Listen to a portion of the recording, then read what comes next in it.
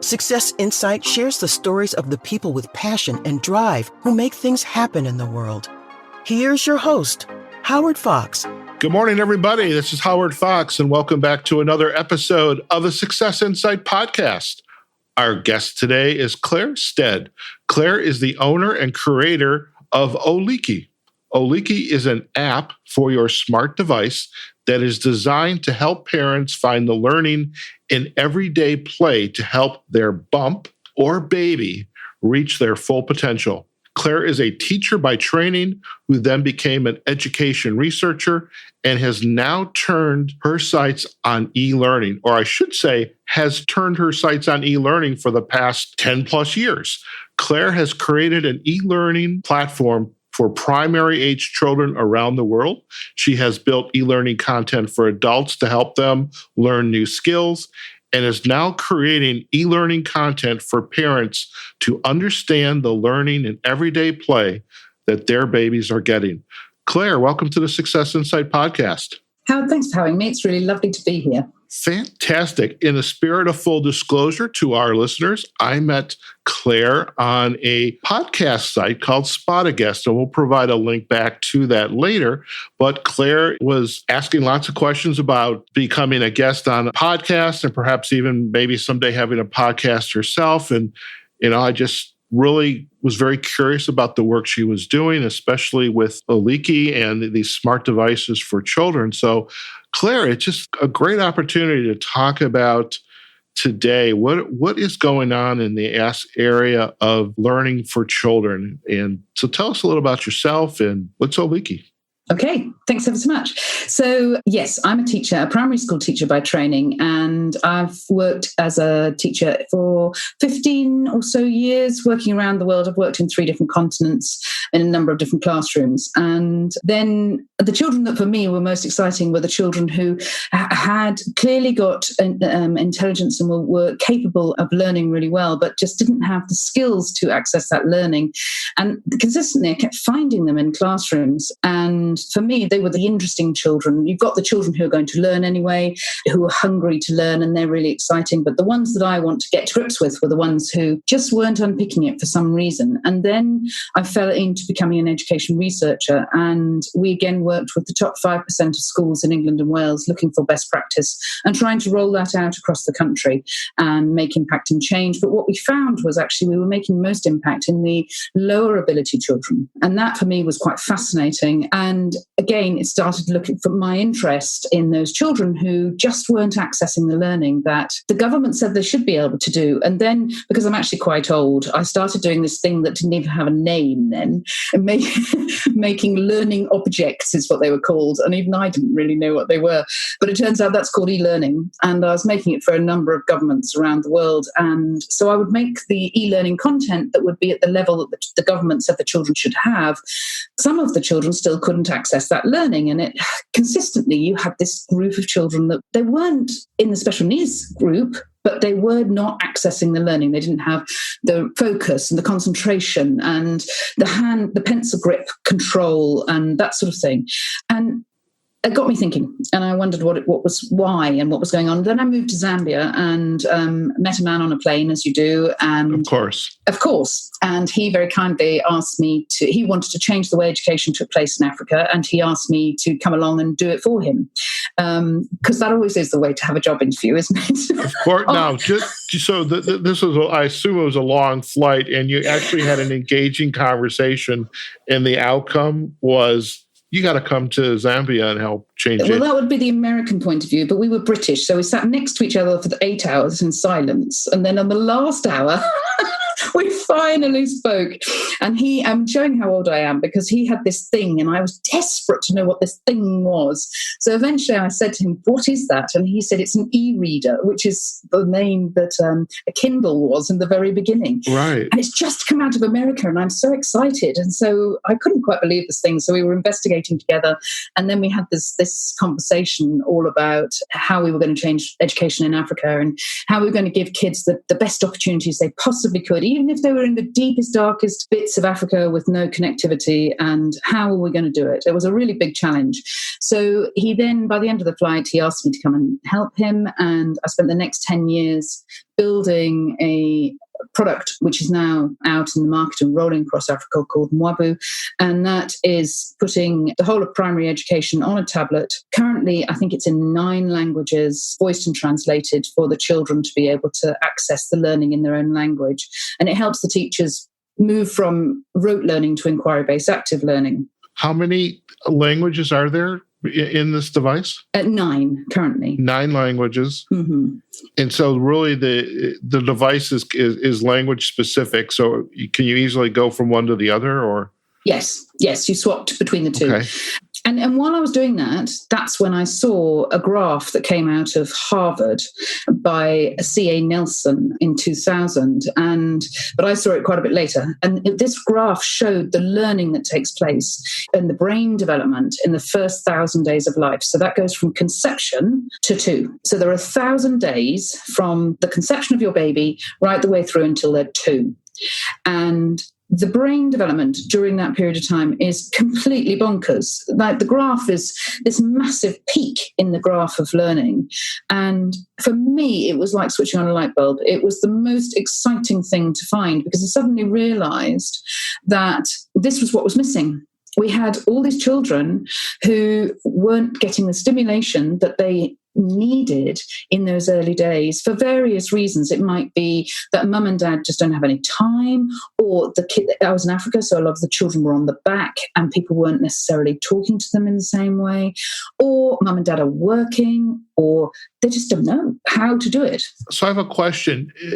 You had said during your research years that the ability for the kids, especially the ones that were lowest ability, were they tied to the same types of findings you're here, whether it was time, work? Is it just not having good conversations with the children?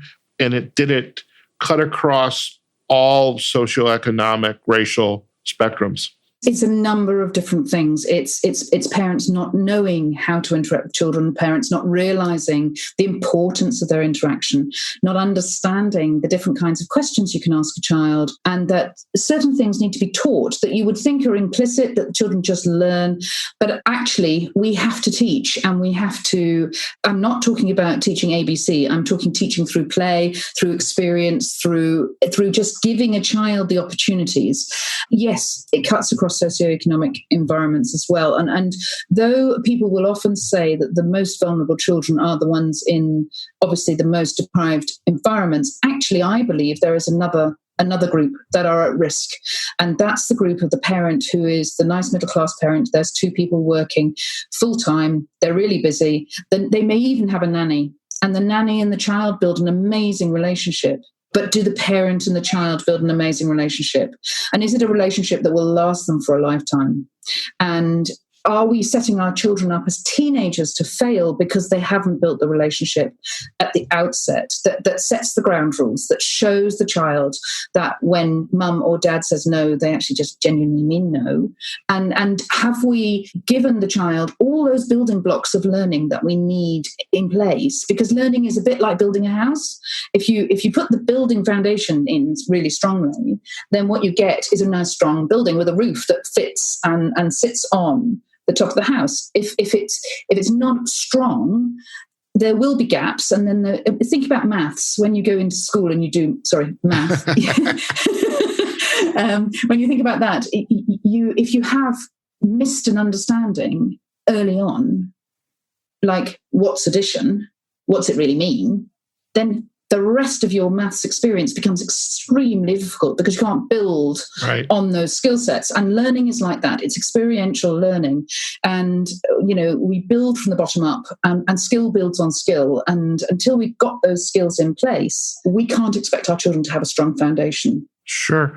It sounds to me that there's the 2 opportunities that you are highlighting. Is there's teaching the child, from pre-birth conception to 2. And then there's also the learning for parents to teach them how to parent in relation to the talking, teaching, guiding, mentoring, teaching them how to have those kinds of conversations, as opposed to go play with your computer, you're bothering me. You're absolutely right. There's both sides. And what we've done with the Oliiki app is we've shown parents that a very simple activity like singing Three Blind Mice or going for a walk, how the child is gaining learning from that. As the parent understands the learning that the child's gaining from doing that, they feel successful as a parent.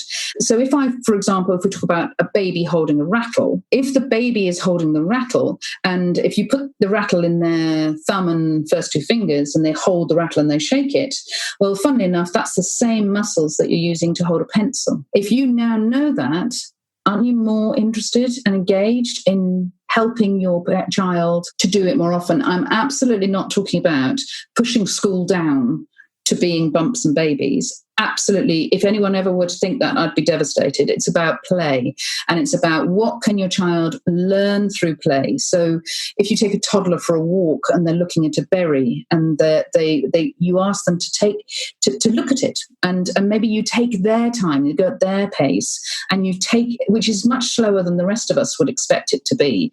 But we take the time to allow them to explore the world for the very first time often. And they look at a berry, and maybe this berry is a little red berry, and they look and they see the shininess, and they see one end's got the little tufty bits and one end's got a stalk, and they really look, and you use language and you talk to your child about that. When you realize that actually what you're giving that child is the focus and concentration that would allow them to differentiate between B and D when they get to school. It's interesting here. You've just described holding the berry. There's a mindfulness, all for the sake of a better word, guru, Jon Kabat-Zinn. Yep. And I remember listening to one of his meditation tapes. I've never been a meditator. I probably should be a meditator. I think there's a lot of evidence that says it does wonders for you. Mm-hmm. But I remember this meditation, it all revolved around the grape. And what color was it? The texture was it? What did it smell like? What does the roughness, the smoothness? And I could see then that translating to what you've just described, as you were walking down the street, either in the carriage, what do you call a carriage in the UK? Pram. I was going to say that. Hey, I just watched Mary Poppins again. Oh, so no, it was Saving Mr. Banks. So I decided to go back and watch Mary Poppins. And so Pram, I had that right, but I digress. This idea that you are in the moment as a parent, being there for your child, helping them experience what it is they're experiencing, it seems to be something that is overlooked and that needs to be addressed. That sounds like that has the possibility of happening with Oliiki. Yes, so the idea of the app is to build parental confidence. So you as a parent, in understanding that the simple things that you may already be thinking of doing, like singing Twinkle Twinkle or going for a walk or playing in water with your baby, that is actually doing an amazing job for your baby's brain. You are building your baby's brain. You are a brain builder, which is a phenomenal thing to think. And Oliiki just helps the parents understand, well, first of all, come up with a different idea every day for 1,000 days of something to do that's age appropriate and developmentally appropriate for their child.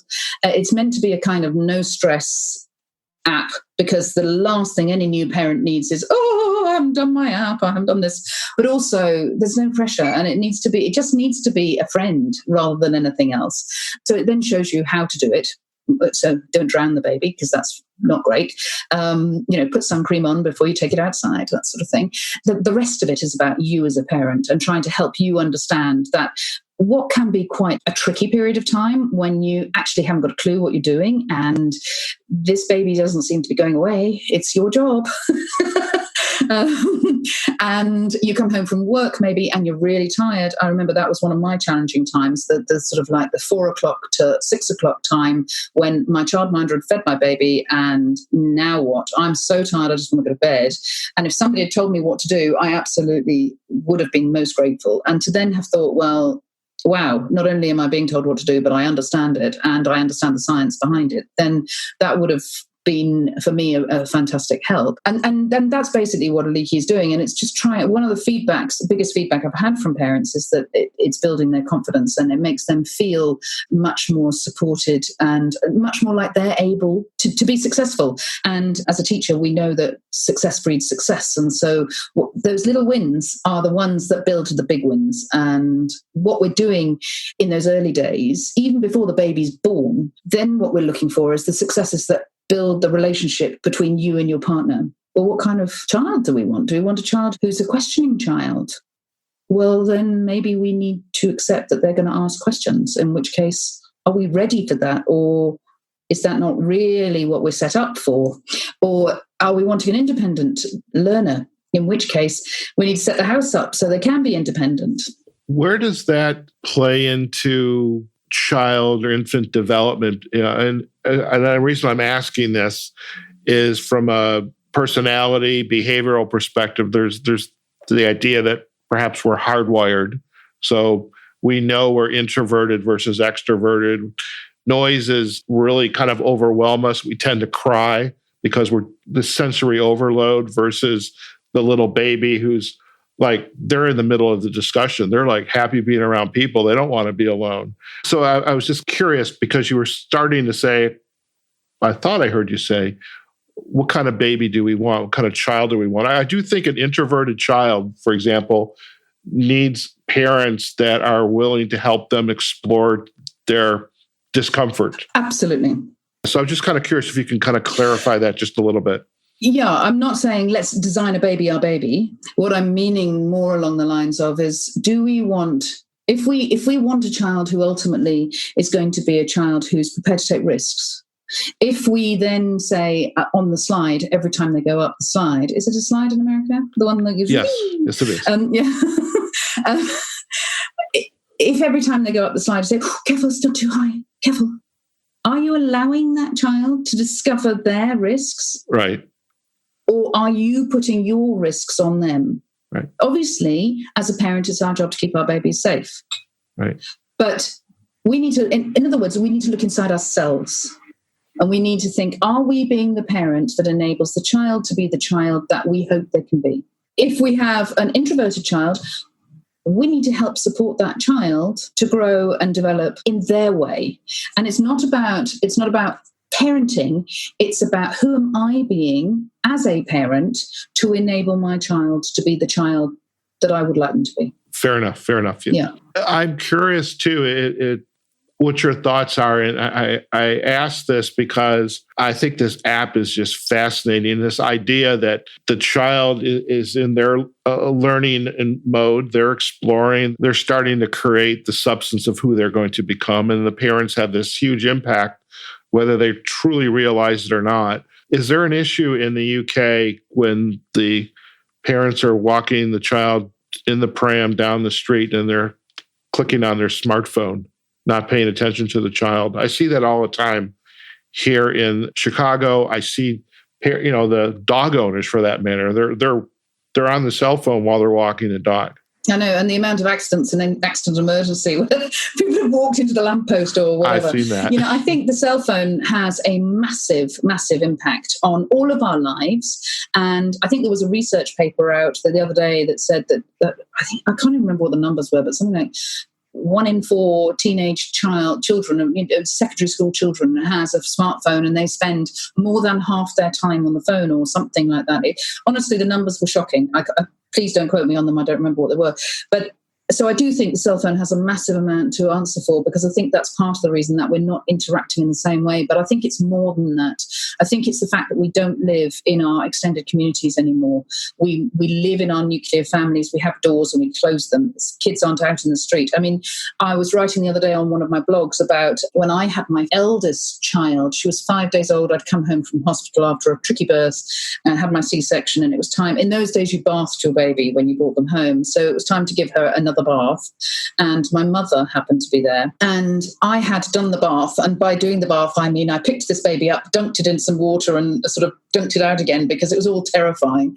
But now my mother was about to bath her, and it was just an experience this baby went through. It was just the most amazing thing to watch, where she warmed the bathroom, she ran the bath, the baby was in the cot waiting perfectly happily playing, fully clothed. My mum got the towel organised. She then brought the baby in and wrapped her up, made her cosy and chatted to her. She tested the water, and then she dipped the baby in and they played. This baby was 5 days old. And then she rotated the baby. This was the bit where our mind was blown, where she rotated this baby and we saw her back.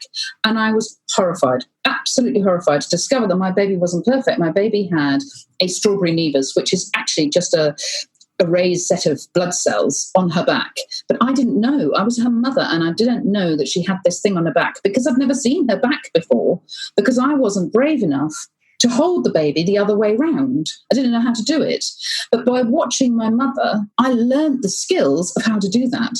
But we don't have that so much anymore. We might hire in some help. We might get a little bit of input from mum or dad or granny or an auntie who's down the road to help us. But that support isn't there anymore for the like we used to have when we grew up in communities. And therefore, that modelling isn't there. That was just easily done. And so we're having to learn it from scratch now. That's amazing. You briefly alluded to it a few minutes ago, Claire, about the reactions from others about the app.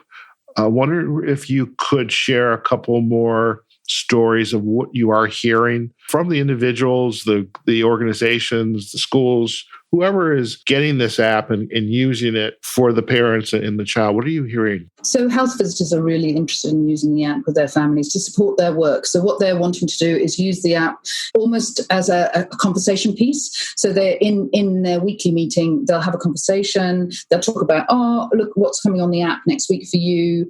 What do you feel about doing those? How do you think you'll get on with it? And then the parent goes away confidently to give some of those activities a go, and then comes back next week and discusses it, which means that the parent has had those little wins. They feel much more successful. And these are families who are the at-risk families, the ones who need support. And for them, a little win is actually a massive win.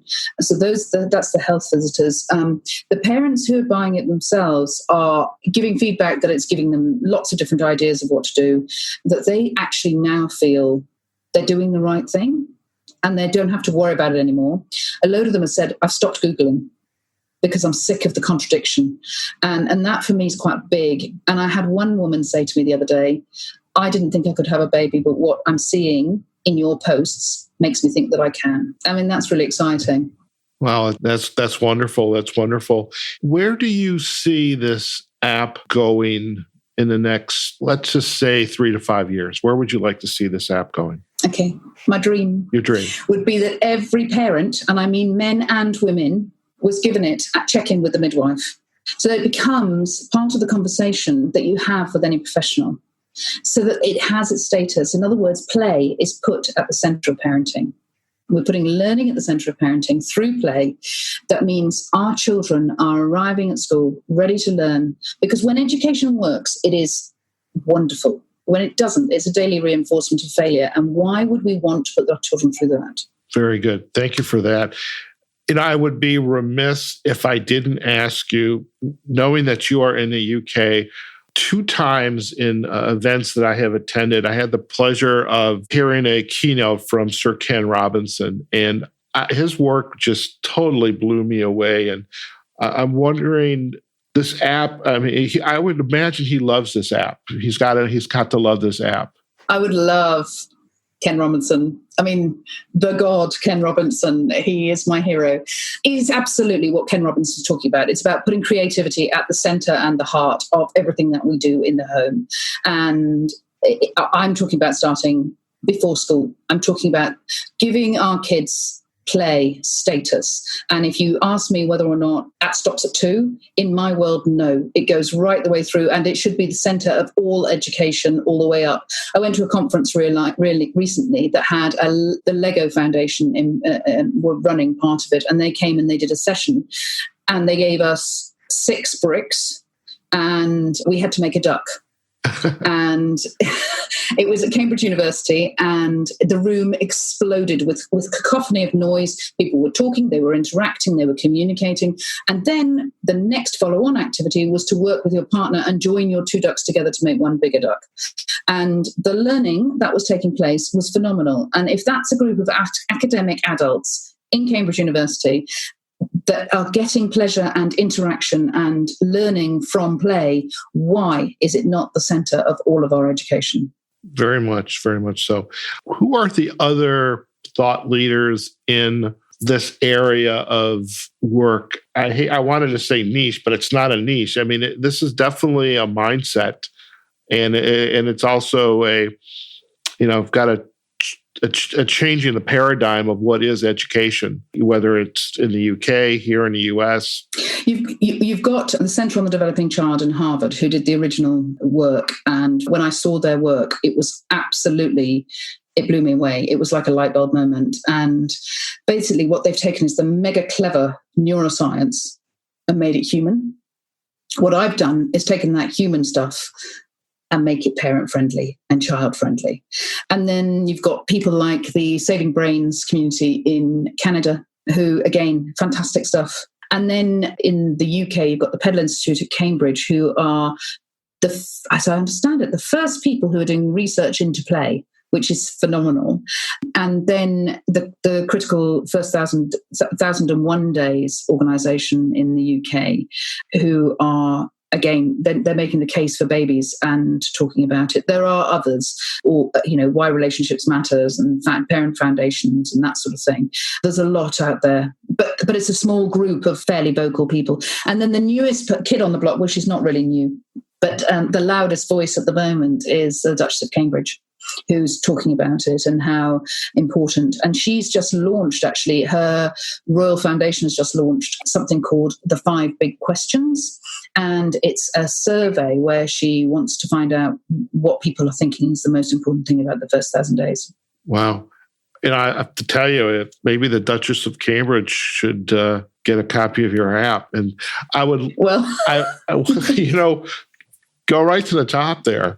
I would like to, if we can, in our show notes, include as many of these links as possible, because I think our listeners would love to learn more about it. I mean, we have done, I think we're going on close to a dozen children's book authors on the Success Insight podcast. And I find it interesting now that I have been chatting with you, as many of those books start at age 2 to 5, age 6 to 10, 12 and above. I don't recall ever seeing a book that started, pre-zero, or let's start at 0 to 2. Well, why don't we start at pre-zero? Because in the Oliiki app, that's one of our jobs, is to build a book. Yeah. And it's that first book, the black and white books, and it's one of the activities for mum or dad to do in the wait for the baby to come, is to build a book.